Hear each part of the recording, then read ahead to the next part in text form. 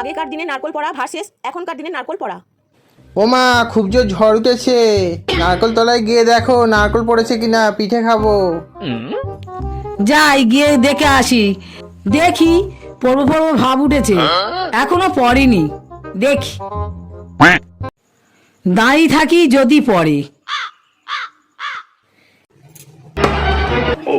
পড়েছে পড়েছে, নারকল পড়েছে, কিন্তু আবার ছাড়াতে হবে, না ছাড়লে তো আবার পিঠে টিটে করা যাবে না, ঝামেলা। যাই নিয়ে যাই।